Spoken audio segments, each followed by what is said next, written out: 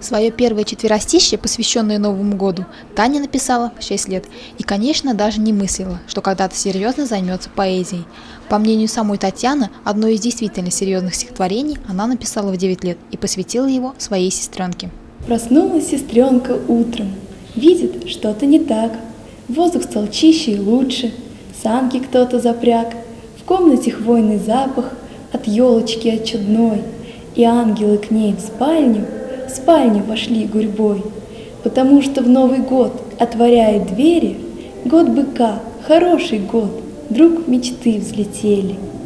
Девушка с улыбкой вспоминает, как в детстве она любила слушать сказки Пушкина, которые ей каждый день читала мама. Возможно, именно произведения Александра Сергеевича и побудили в ней любовь к поэзии. Таня пишет на разные темы – о любви к родителям, о природе, о разлуке, о несправедливой и суровой жизни. Я взрослых встречала не раз с интеллектом младенца, со взором тупым и бессвязным потоком речей. Детей я встречала с прекрасным и искренним сердцем, с львиной выдержкой, с радужным взором очей. Вот пьяный отец избивает больную супругу, а сын их, подросток, работает в поте лица. Но часто бывает, что сыну приходится туго, как деньги окажутся в грубых ладонях отца. Они на лекарство попробует сын возмутиться, но тут же распухнет губа возражению в ответ.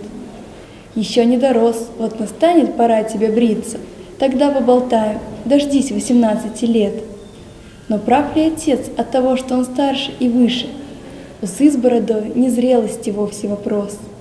Конечно, такого не скажет и вряд ли напишет, но только тот сын ненароком отца перерос.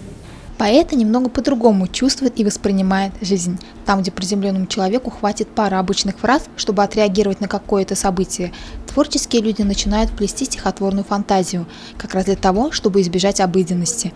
Татьяна хочет оставить свой след в сердцах и душах людей, старается всем и каждому быть полезной.